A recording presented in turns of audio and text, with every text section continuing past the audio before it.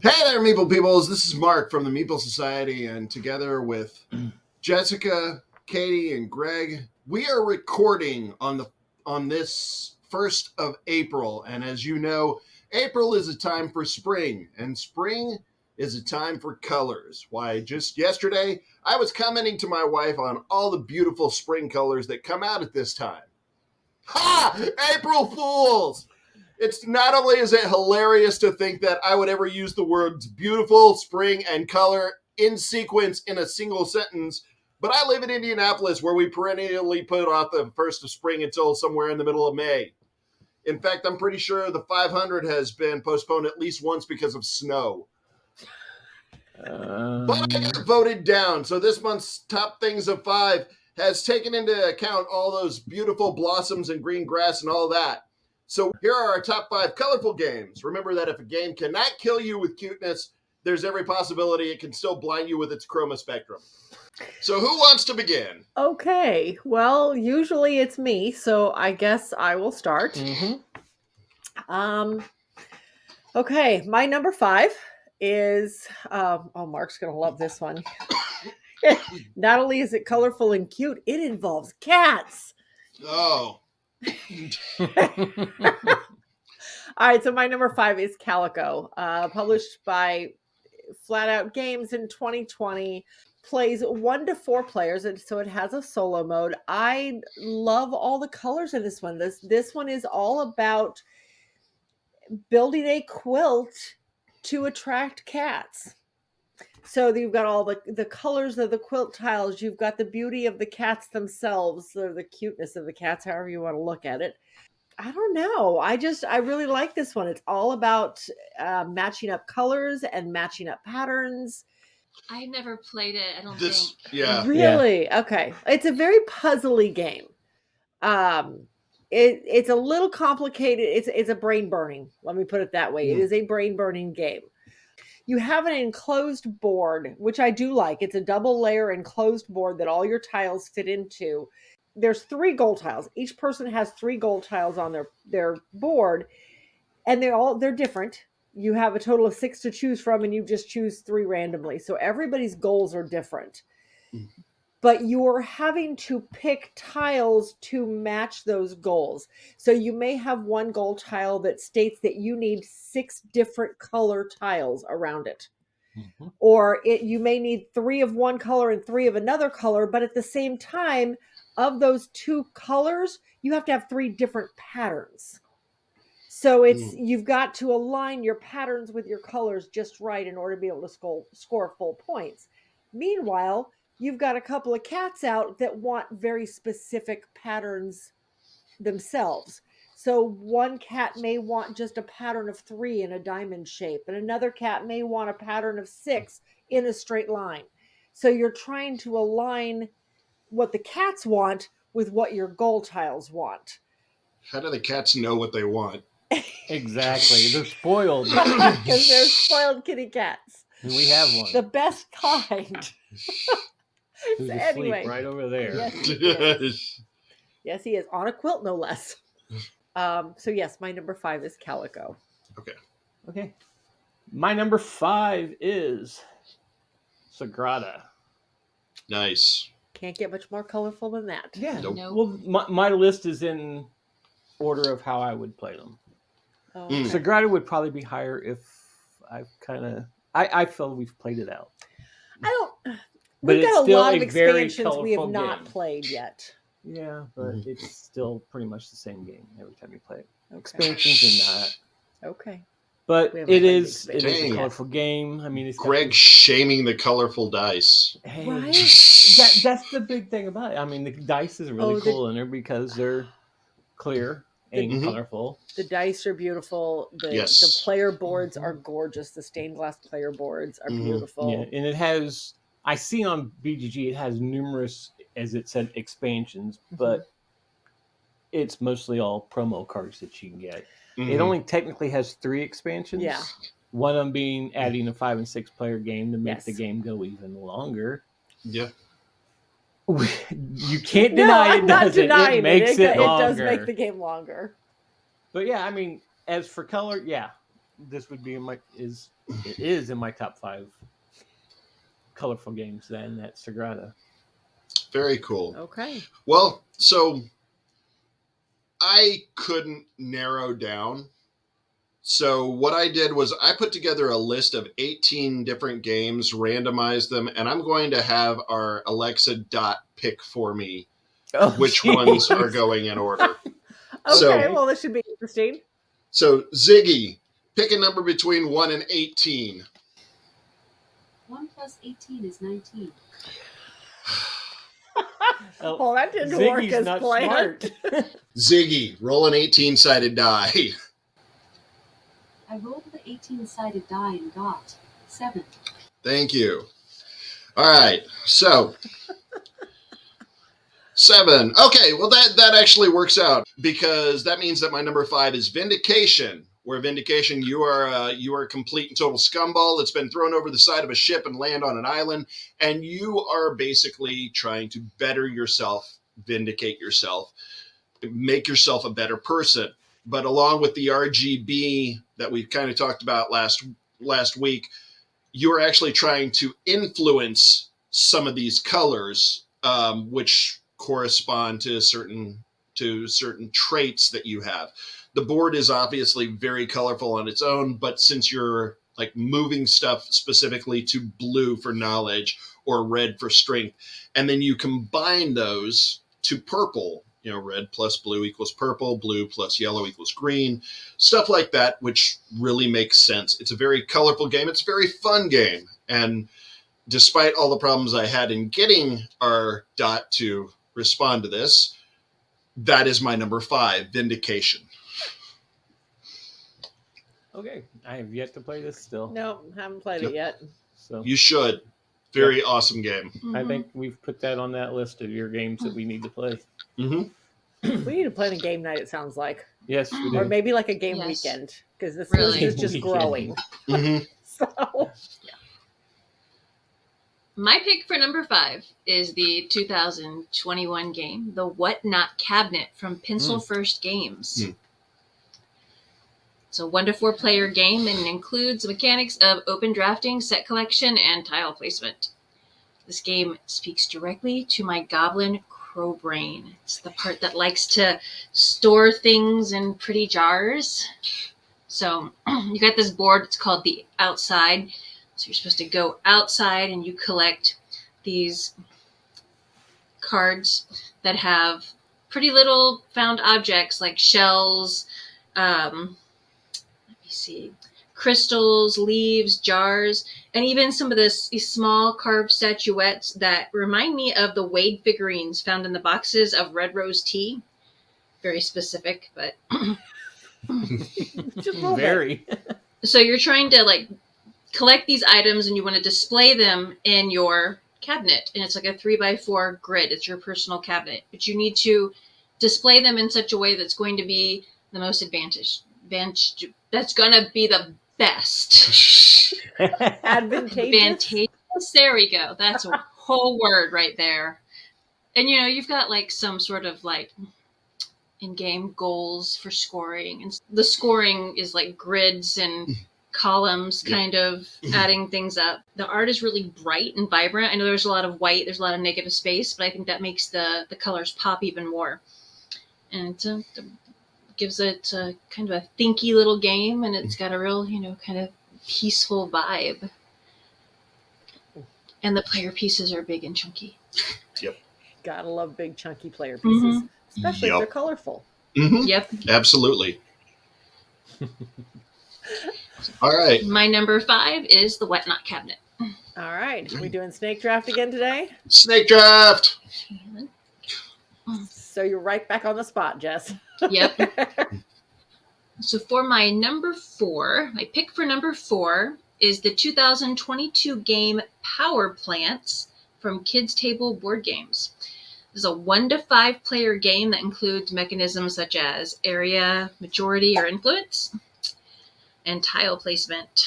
So basically, you are going to take on the role of rival wizards, and you are sharing a garden that's filled with plants that you're going to use for spell components.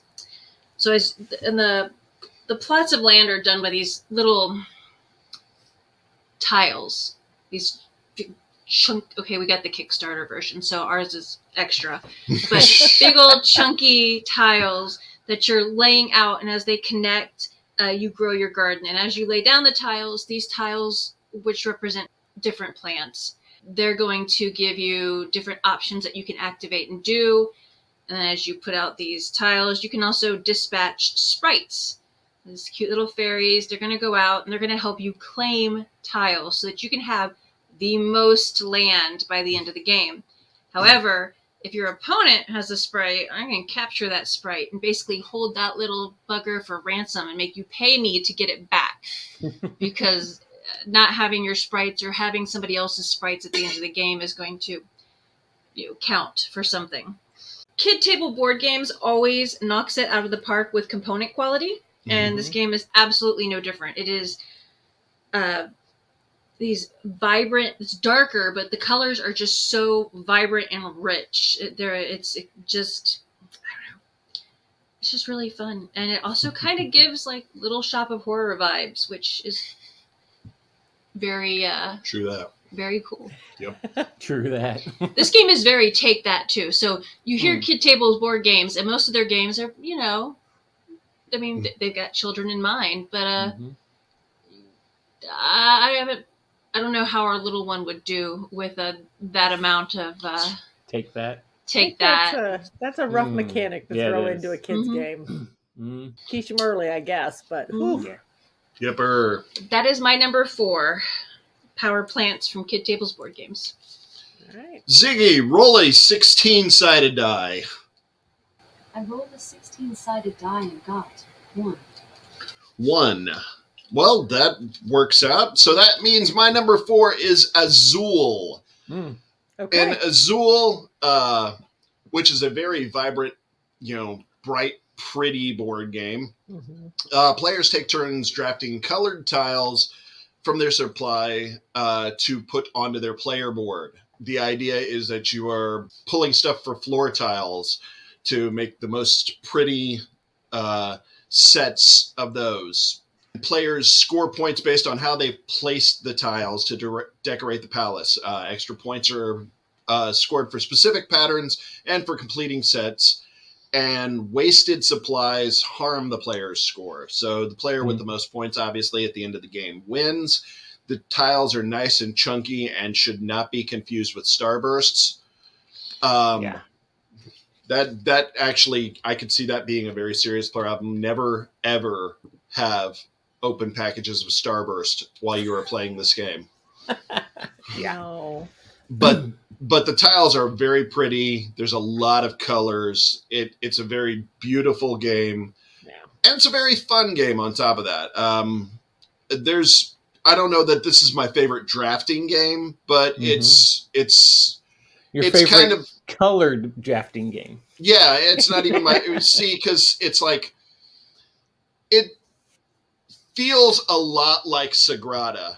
I mean, and I realize Azul has had the extra things, Stained Glass of Sintra. They've got the new Chocolatier one.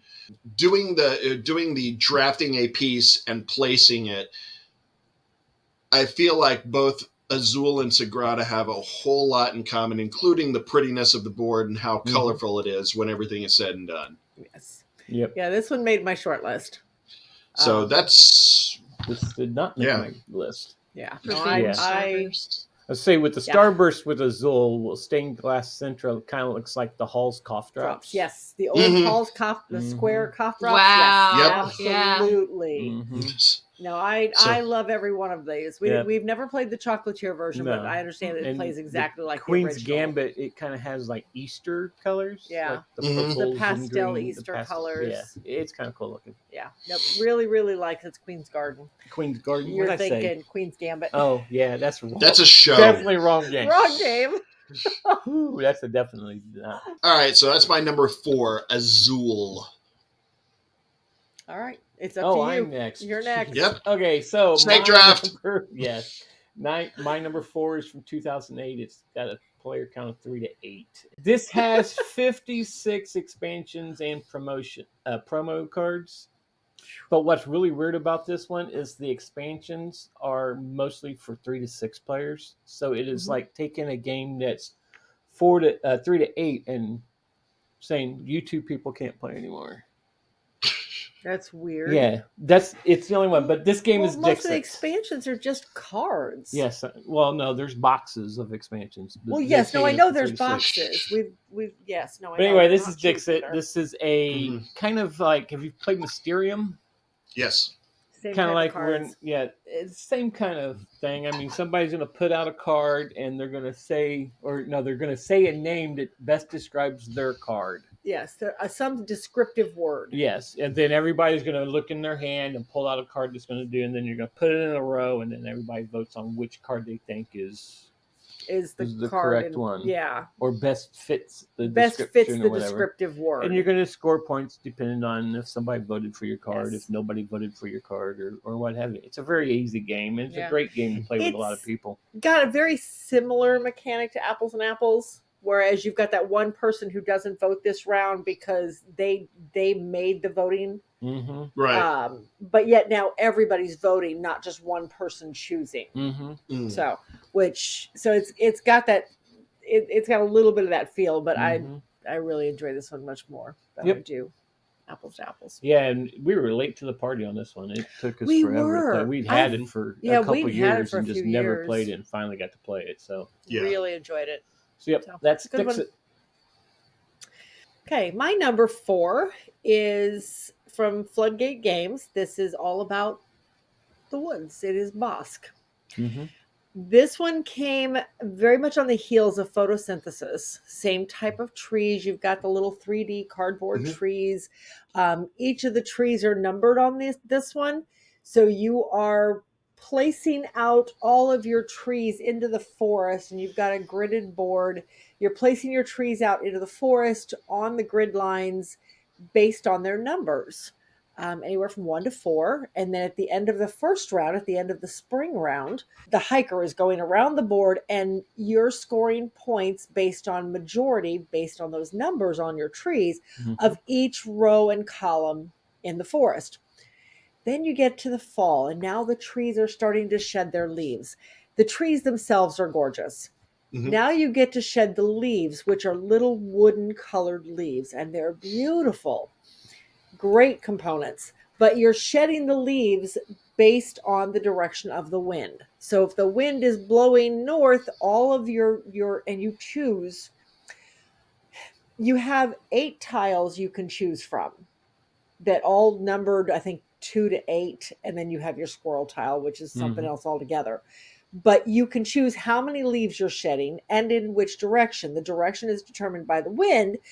Leaves determine area majority for the end of the game, and again, score more points based on who has the most leaves in a specific area. So you're spreading your leaves out through the forest, and you're laying them on top of other people's leaves to take over majority. It's just a beautiful game.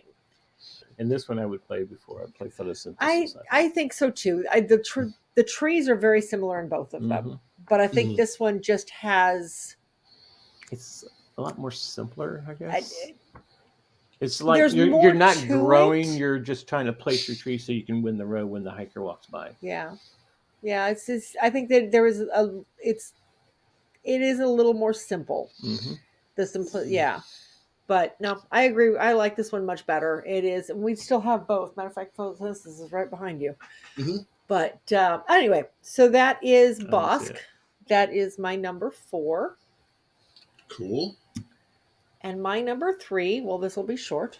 My number 3 is Sagrada. Shockers, right? How do you play that? Why do you like it for? I love this game. I am a sucker for the clear colored dice, and you're a sucker for dice. Period. I am a sucker for most case, right? You say that there? Like it's such a bad thing. It's not a bad thing. Liking dice is wonderful. Right? 200 dice sitting up there, and we have 2 drawers of dice. And we have there's one thing where you buy dice just because you want loads of dice, but then there's another one where you have to sit there and curate. So you've got the dice that are just, I got lots of dice. Then you have these are my special dice. Right. Those are the ones that are in the dice bag. Yes, There's 3 exactly. dice bags in those drawers. And you Yeah. got to down there. rotate those out because they Mhm. get stale after a Yep. while, Mhm. right? So Yep. anyhow, I am a sucker for clear, especially the little ones, the Mhm. clear, beautifully colored dice, and this is just chock full of them. Yep. So in this one, you are basically building stained glass. You're building a stained glass window made out of these gorgeous, clear colored dice. And we've already talked about it. We've talked about it actually more than just today. So I Mhm. still love this game. We don't pull it out often enough because apparently he's done with it, but too bad. So we'll play it, I guess, when we get to the S's again. Mhm. Yep. Yep. Sometime in a couple of years at the rate we're going. But no, great game. A lot of strategy involved in how you place out your dice because you can't have similar numbers next to each other, and you can't have two Can't have similar two colors colors. next to each Mhm. other. So you really have to be careful about how you place your dice so that you don't block yourself off by the end of the game. Right. So, great Mhm. game. But yeah, that is my number 3, Sagrada. The app for this is actually really good too. Yes. Yes, I had it on my old phone, and when I switched phones, I couldn't get it. I couldn't bring myself to pay for it again You should when I Yeah. have switched to to the pay for iPhone. it again. But I switched to the iPhone instead of the Android, and Oh. it's wanting me to Oh, pay for it yeah. again, and I Okay. can't bring myself to do it. So See, you I should need to never just do it. Oh, switch. Yep. Yep. Moving on to my number 3. Mine is all about color. I mean, you're Paint. painting. You're painting Paint. the ceiling of. Did we decide It's a this was cathedral. this is fresco. Mm. You are a painter that has been commissioned to help paint the top of this cathedral, the ceiling in the cathedral, where you're going, and you got to go buy paints. You got to buy your paints. You have to paint. Then you can send your workers to the theater to make them happy. You can commission special portraits, and you Mhm. can mix your paints. Yes, I was going to get there, but apparently she likes the game better. Yep.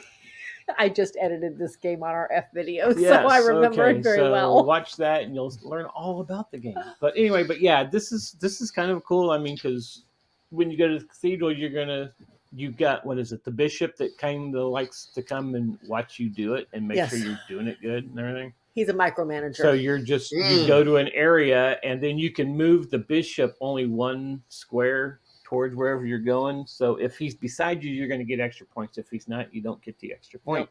Yep. So you're kind of like, I want to paint this area because it's worth a lot of points. I have the paints for it, though, but I'm not going to get the extra points because the bishop's there. So maybe I'll just paint this one instead. Or, I mean, and depending on how many workers you put out to go to the cathedral is depending on how many paints you get. And it's basically points at the end of the game. Yeah, it's a worker placement. But it's kind of cool at the beginning of each round. You're not really bidding on your who goes first. No, you're bidding on how early you wake up in the morning. And the earlier you wake up, the more things are going to cost because you're the And first it's one not there. And the even later really you a get up, bid. the later you get up, the less paints could be up there in the paint shop to buy. Yeah. But they're going to be cheaper and so on. So the earlier you get up, the more selection you have, but it's more expensive. Mm-hmm. And The you lose later happiness. you get up, your people are happier because they got to sleep in, but Mhm. now the colors you needed may not be available Mhm. anymore. So, and it's not really a bid. Yep. It's based on who is furthest behind on the score track at the moment. Yep. Whoever's furthest behind gets to choose how early they're going to wake up. Yep. And then it goes from there. Yeah, this is, So, I mean, it's a lot of fun. We've only played it 3 times, but I think all 3 times we played it, we really liked it. We've really enjoyed it. But Good game. Good that choice. is Fresco. Cool. Ziggy, roll a 15-sided die. I rolled a 15-sided die and got 11. Okay, let's see here. Oh, this will work out nicely then. Okay. It's All right. Sagrada! My number 3 is the one Steffenfeld game that you don't like, Greg. It's Oracle of Delphi. I love this game. I have seen This this on game is because awesome. I typed in colorful games and this was on. It's like, what? I said, I guess There's a colorful lot of games don't mean color. they have to be good games. Yes. So in I Stefan love Feld's this The Oracle game. at Delphi, the player's ships travel across a large variable game board of hexagonal tiles showing islands in the surrounding water, which means that it has a modular board, which is pretty cool. Each player aims to reach certain islands to perform the 12 tasks given by Zeus, and in order to execute these color-dependent actions, you are given 3 colored dice, so-called oracle dice. Rolling the dice at the start of the turn is equivalent to consulting the oracle, whereas the results represent her answers. The answers determine which actions you are available to take, and you will always have 3 actions per turn. However, a slight divergence of your fate is often possible. Number one, this is like one of the few Stefan Feld games that I really do absolutely like, Mhm. and feel like the theme is a little bit more than just tacked on, because everything feels more like, it has that Jason and the Argonauts feel, where you are actually going to do certain things. Now, granted, it's mostly just pick up and deliver, and there's a race aspect, but the gods can also, provide you with extra boons for your boats or for your ships. And you are going, now granted, it's abstracted, but you're going to fight mythical monsters, and it is a very, if you put it up against most of the other Stefan Feld games, not all of them, but most of them, it's very vibrant and colorful comparatively. I know, there's a lot of stuff said about, like, for instance, Bonfire. Bonfire is a freaking tease, so get it out of my face. But it's colorful. It's dark. It's dark dark. colorful. It's more dark, colorful, and Yeah. I'll have. I'm sure I've got plenty of dark, colorful ones on my list. This is more bright and vibrant, and So the colors have a lot to do. I like. I'll be honest. I like the idea of the rolling the dice and potentially mitigating them, and using that to figure out, okay, what am I going to do this turn? yeah. I really do like that a lot, and that helps me. It's got almost like a runebound feel, where you're like, okay, I'm rolling. Okay, I've got these 2 terrains. It's the same kind of thing with the boat. I've got these dice. I need to get to this location. How can I figure that out? It's Yeah. it's a long game, and that's one of my major problems with it. But that's I don't know that many Feld games that are short games. Most of the games tend to be pretty expansive and long, and Oracle of Delphi is really no exception to that. But I enjoy this. I enjoy this game quite a bit, which is why I put it on my random list anyway. So my number 3 is Oracle at Delphi. My number 3 pick is the 2021 game Canvas from Road to Infamy Games. I didn't even think about this one. Probably because This we is don't own it. This is a great game. Yeah, I totally forgot about this one. 1 to 5 players games mechanics include hand management, increased value of unchosen resources, layering, open drafting, and set collection. So there are a couple of games that use that clear acrylic or plastic cards for layering and card crafting, like Mystic Veil and Dead Reckoning. Yes, Dead Reckoning come to mind. But with Canvas, it's actually the crafting of the cards that is like the entire point. It's where you score your points. You're not crafting the card to use it for gameplay. The cards themselves are what's important. So you end up getting a single card inside of a sleeve. That's the background. And it's just, pretty swirly color palettes. You're going to draft these. I wish I had a better term for them, but they're basically clear cards that have little picture painted on it. It might be a floating chair or some ivy bordering it, or something like that with a single word on it.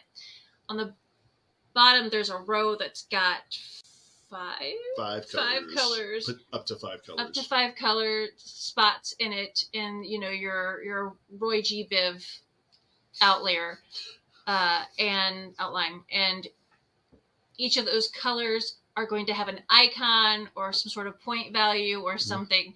So as you are trying to layer these 3 transparent cards to make this, masterpiece, you've got to not lose yourself in the actual picture, because what you really need to be focusing on are those 5 color spot icons along the bottom of the card. Mhm. Because you've got like game scoring, where if you've got so many icons on so many colors, you're going to win little ribbons, and these ribbons accumulatively add up depending on the color and how many of the colors you have, and everything else.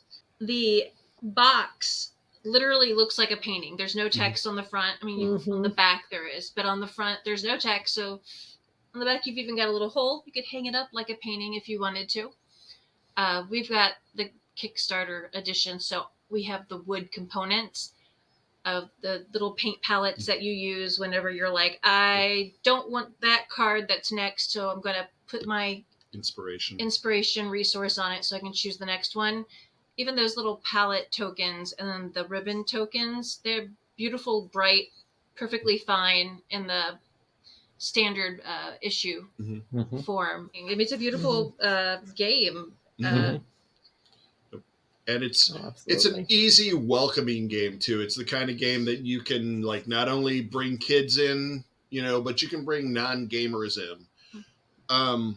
We've got the second one, which is called Reflections, and we have back the third one, which is called Finishing Touches. And one of the things I like, number one, the boxes all like form a mural. I'm so sorry, baby. All wow.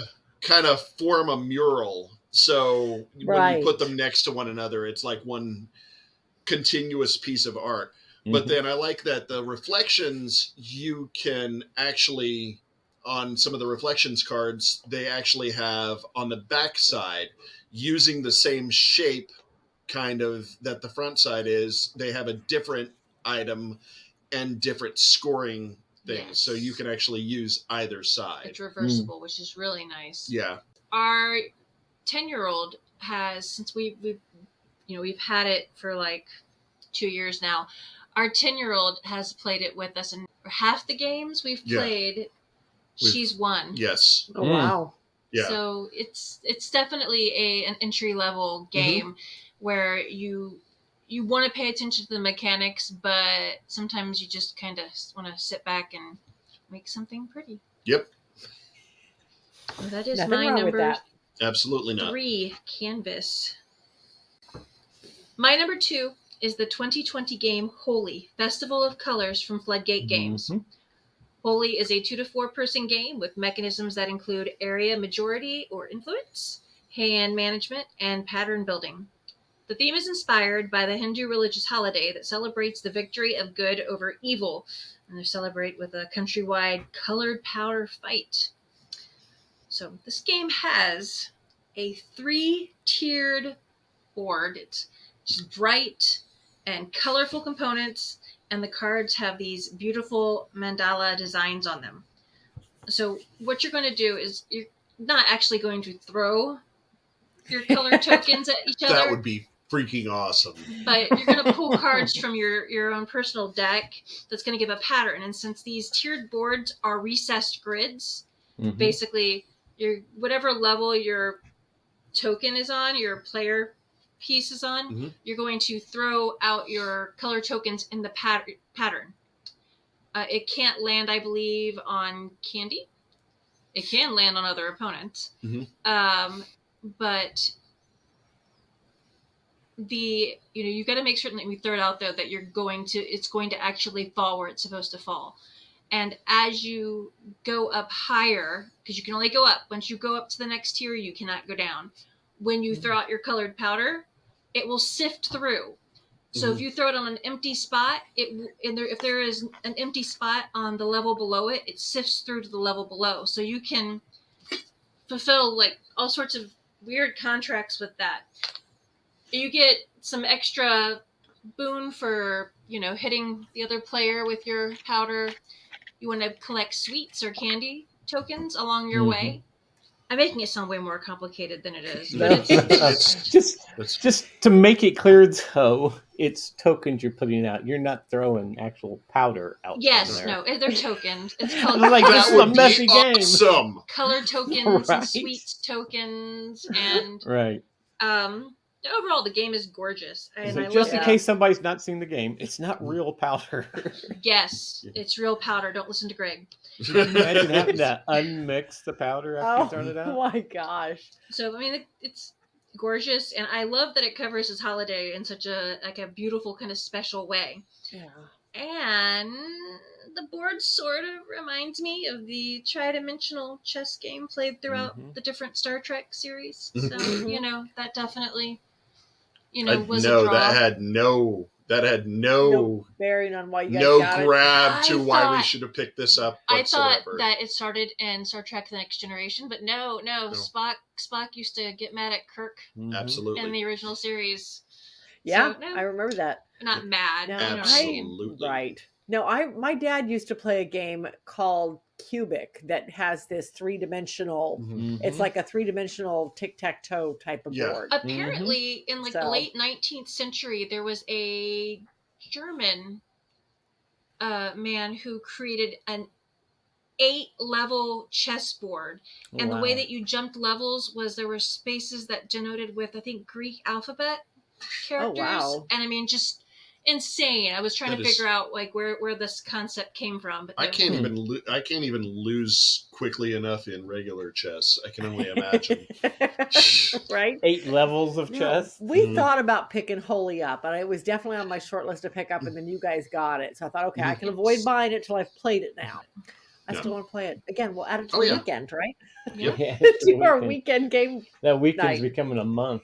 Yeah, I was gonna say we'll just have to like hole up in a cabin somewhere for a That couple would There be you weeks. so much go. fun. That would Mhm. be a blast. Cabin Looking- Con. Yep. Velcro lyric to the ceiling. Give her a device with a power plant to it. There Yeah. you go. So There you go. my number Mhm. 2 is Holy Festival of Colors. All right. All right, Ziggy, roll a 14-sided die. I rolled a 14-sided die and got 4. Okay, so seriously, no. No. Okay, I've been vetoed on this one. I'll tell you what it is Uh-oh. at the end. I will tell you what the end. It'll be an honorable mention at the end. It'll be an honorable mention. So my I'm trying number to think 4, what or my kind number of game could 2, it have been. my number 2 is Tang Garden. Okay. Tang Garden is a nice, pretty Zen-like game that takes you to the first golden age of China, where players are progressively trying to build a garden and create the outer landscape, which is just basically painted mural walls. During construction, you have various different noblemen who will visit the garden, and you'll get points basically for taking these noble persons and making them see what they want to see. So think a little bit like Calico, like you were talking about with cats, except for with noblemen and an actual garden.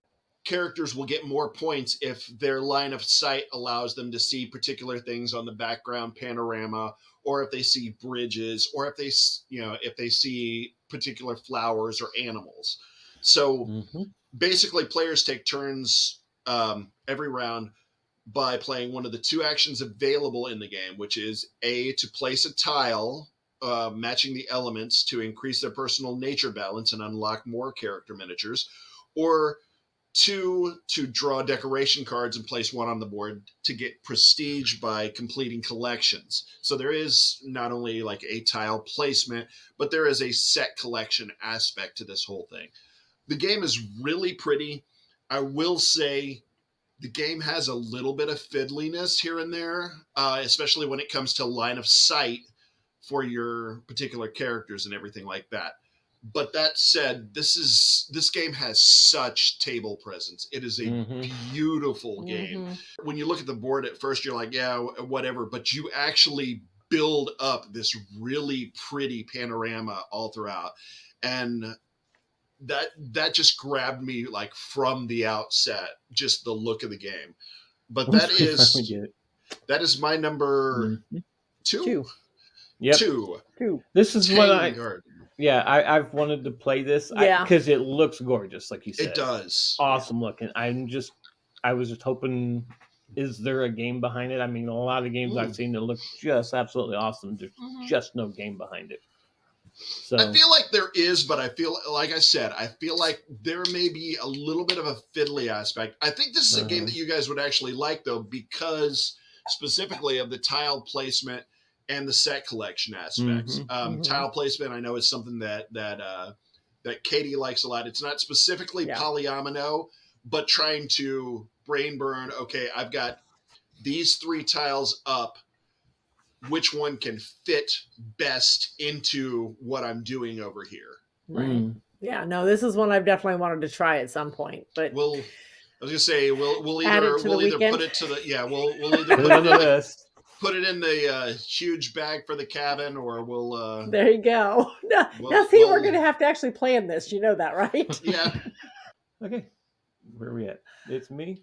Yep, yes, number 2. It's you are number two. Number 2 on my list is an older game. Mm-hmm. This is from Did they have colors back then? This one actually has a lot of color to it. This one's I forgot about Yamate. this one. It's been a while since we've played this Yes. game. But I know in the game you're kind of you are drawing the card, you're getting the resources on the card, and then you're placing boats out amongst all these little islands to either circle around the islands and get the resources that are on the island, or you can build a building on the island to claim something. I don't remember. But I don't think there's even one gray piece in this entire game. The board itself is is a bunch of different little green islands with different terrains on it and everything. But the color really comes out as you're placing the different colored boats in your buildings or the Tories out there. Basically, it becomes almost 3D looking. But yeah, it's just really colorful. It's fun to play. I mean, it's kind of almost as tranquil. I would say twinkle. It's almost twinkle. It's almost as twinkle as that West Coast as Tokaido. Yeah. Oh, yeah, okay, it's cool. Very calming playing. But it's a really cool game, but it's very colorful. It is a beautiful game. So yeah, that's Yamatai. And you're number 2. It's kind of an unknown game. It is. It is an older game. It's from 2017. It but absolutely feels no like expansions. It would be. Yeah, it feels like it was. It's much older than that. Okay. Well, my game is much older than that. My number 2 is Lost Cities, the board game. Now, Lost Cities has a couple of variations. They've got the card game, they've got the board game, and then there's a new 2-player card game out too. The board on this one is what I find to always be, and I've always thought of this one. This is the first one that came to mind when I started thinking about colorful games. The board is made up of 5 different paths that lead from the center where everybody starts. All of your explorers start in the center, and you go down one of the 5 paths depending on the cards that you play. And each path is a different color, and each path is gradient, so the colors get more vibrant as you get down toward the end of the path. And you're going across bridges, and you're picking up bonus tokens to allow you to do extra turns or get extra things out of your turns. The trick with this one, much like the regular card game, is that cards have to be played in ascending order. So you have to start, you don't necessarily have to start with the 0 or the 1, but you have to start with the lowest number possible, or you're not going to make it very far down the path. So you're better off starting with a 1 or a 2, and then you can build onto that. There's 2 numbers of each card, so there's going to be a couple of 1s, and you can always play the same card again. So if I had 2 1s, I can play a 1, move a path, play another 1, move again. Then I can play my 3 and move again. So it's one of those games where you have to be conscious of how many paths you're opening up, because it's almost better to focus on a couple than to try to do all 5.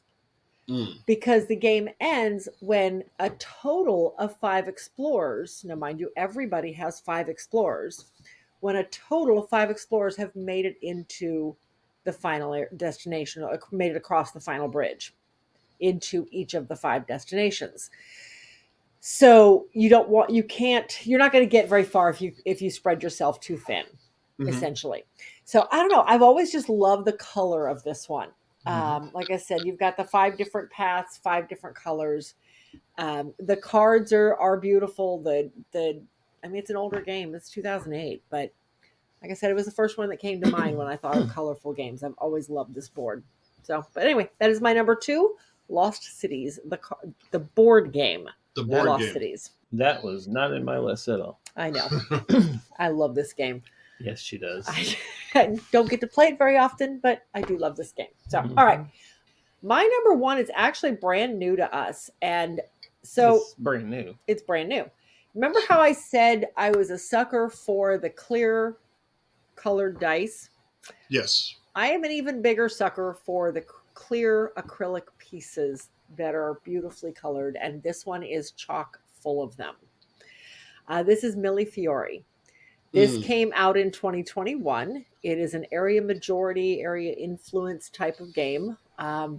With this one, you are taking on the role of glass manufacturers and traders who want to profit as much as they can from the production of their glass art. That's what BGG said, and I was thinking back on that, going, really? I didn't feel that, but okay. No, there's really no theme to that. Little abstracted there. Little abstracted, yes. Now, there is an area of the board where you are producing certain things to ship. So, okay. But this is one, there's several different areas. You are drafting cards, much like Seven Wonders, or where you are picking your card, sticking the rest of them aside for the next person, then everybody's revealing their cards as they play them. And you're playing your card out, and every spot on the board has one card in the deck that corresponds to it. So you're playing your card out and putting your piece into one of the sections that the card portrays. So, and I want to say there's 4 or 5, maybe 6 different sections around the board. We've only gotten to play it once. We played this at the I almost said the retreat at Dice Tower West a few weeks ago. You're putting your piece, your little clear acrylic, gorgeous little pieces out and scoring points based on that. It doesn't necessarily give you extra actions. Every piece you put out is scoring points in some fashion. The trick is that the more pieces you're able to group, the more influence you have in an area, your score starts to multiply exponentially. It's just, I don't know. It's a really neat area majority game. There's so many different places to go and so many different avenues to gain points. Really, I'm looking forward to, we picked this one up on our way home. So I'm looking forward to digging into this one more. So, but anyway, that is Millie Fiore, brand new game. Well, not brand new. It was last year, 2 years ago, 2021. Brand new to us. Yep. Yeah. But that was my number one. Yeah, this was number 6 on my list. Was it? Yep. Okay. Yeah, my number one is a dark, colorful game, and that is Abyss. Beautiful. This is the coloring of Abyss. If you've ever seen it, it's really cool. I mean, it's got a wild looking green, blue, red, purple, yellow, and it just mixes and it keeps you dark because it's a beautiful black board. It's deep in the ocean. But it's your deep in sea, the abyss, deep jewel colored hues. Oh, it's gorgeous. Yeah. Yeah, it's been a couple minutes here since we played this one though, but I get that. The color is just awesome in the whole game. But it's basically you're drafting cards, you're paying for these, you're paying for soldiers, and you're getting areas to help you score at the end of the game. Yeah. So yeah, it's all about movement of cards. Is the crust of it. It's all about moving cards. You're getting your resource cards from the top and in the center to purchase your soldiers on the bottom, which ultimately gets you other things. So it's all about movement of cards. Yep. So, but it is a beautiful game. This is definitely one to check out if you like the darker colors. Yeah. Ziggy, roll a 13-sided die. I rolled a 13-sided die and got 2. Well, that works out because if I'd had a choice myself, I would have picked this anyway. So you were talking about darkly beautiful games, and this is one of my favorites that is also kind of dark but very beautiful. This is Midara, Unintentional Malum, Act 1, 2019 by Succubus Publishing. This is a 1 to 4 player cooperative choose your own adventure dungeon crawler type game. Players assume the role of a party of adventurers in an ultra modern fantasy type JRPG setting.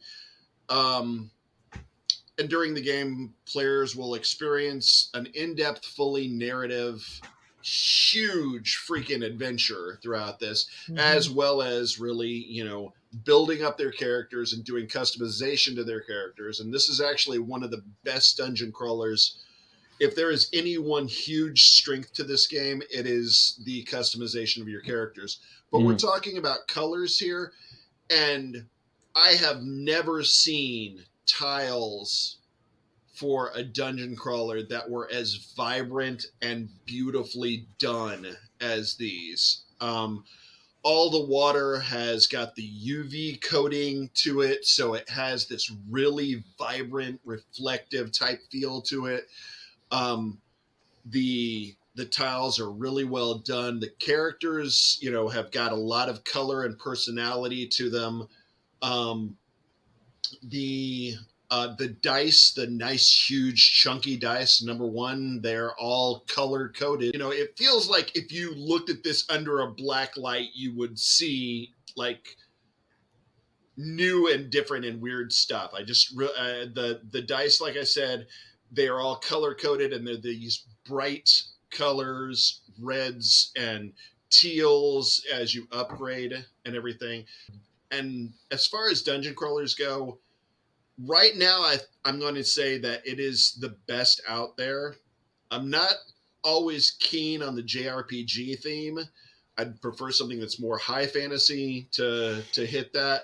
But since high fantasy has all gone the way of Gloomhaven, I don't mind that we can play Madara. My number one pick for most colorful board game is the 2020 game Unicorn Fever from Horrible Guild. This 2 to 6 player game includes mechanisms such as betting and bluffing, loans, race, and worker placement.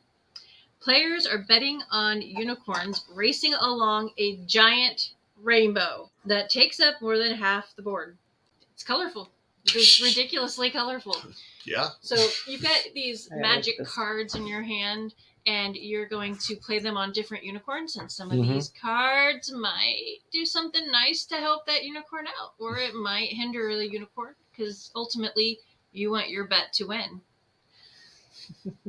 How you win this game is at the end of the game, whoever has the least amount of loans wins. If your loans ties, then they'll go, all right, fine. How many of your victory points do you have? Who's the in elf less loan sharks. Debt? Yep, there's leprechauns too.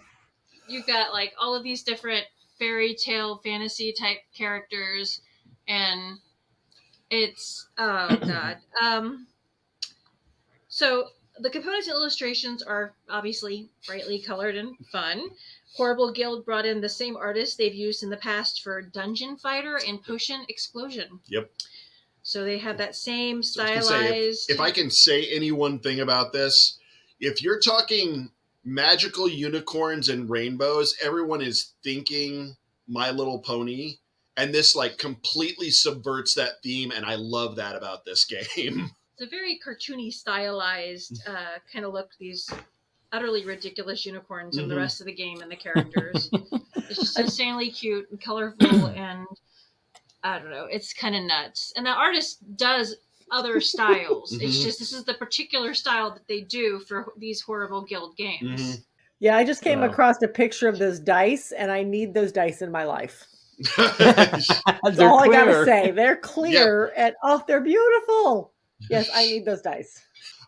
I like so much from the Horrible Guild studios because they just like they're not trying to take themselves seriously. Yeah. It's like slapstick for the sake of slapstick, and I love it. It's very colorful. Definitely colorful. Sure. It's colorful. Yeah. I don't think I actually have any honorable mentions that I can think of off the top of my head. I had a couple. Azul. I had Azul on my list.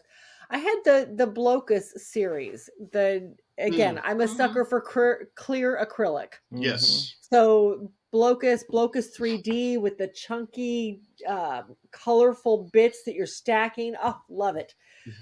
Which is also, oh my gosh, what's the name of that game? Rumus. It was originally Rumus, and it got reprinted as Blocus 3D.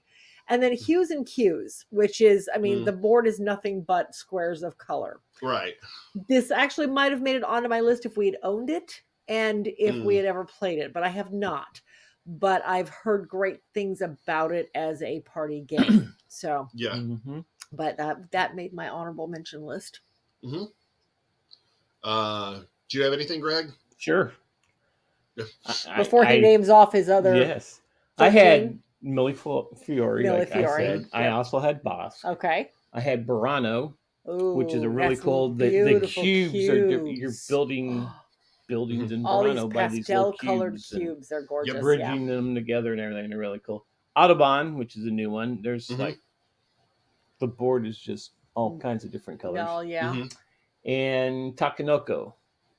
Oh, yeah. Takanoko's Yeah. got a lot of colors. With all the Yep. tiles and okay, But I could see that.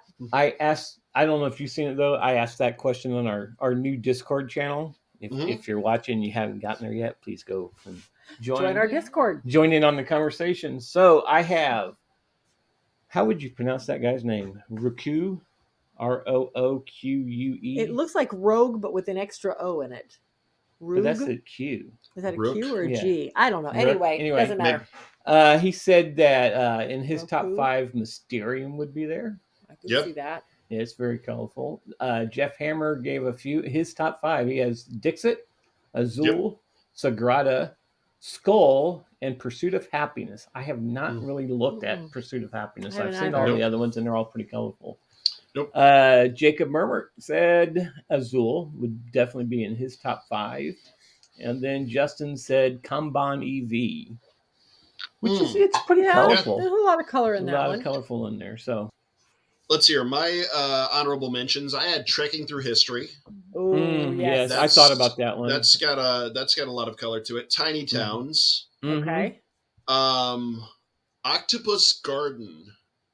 That's an obscure one, but that's got a lot of really pretty color to it. Reef is another one. Oh yeah. Which Reef, I feel like it's more the tactile than it's the colors that grab me on that. And then the one that I couldn't suggest was Codenames Deep Undercover. Because you said, what's a colorful game? That makes me do a lot of colorful language. Yes, it does. I just say, not the colorful we were talking about. Not the definition of the word we were discussing. Yeah. Yes. Although when you said Octopus Garden, the first thing that came to my mind was, what was the Night of the Grand Octopus? Yes. Oh, yeah. Which is a lot of It's got a lot of colorful. It's not got a great game, but a lot of color. Yeah. So at any rate, that is our top 5 colorful games for this segment. Join us on all of our social media sites, including the new Discord. And you can follow it on that link and down there. Yep. And link, or what is it? Yeah, so subscribe and ding, whatever the heck the ding is, because I'm old. The bell. Click the bell icon if you want notification of future content. Yes. And of course, always we've got the new Discord channel. You can always join us there. And Greg we've got the post already out for next month's top games. Yep. So you can join in the conversation there. Yep. And we'll see you around next month. Yep.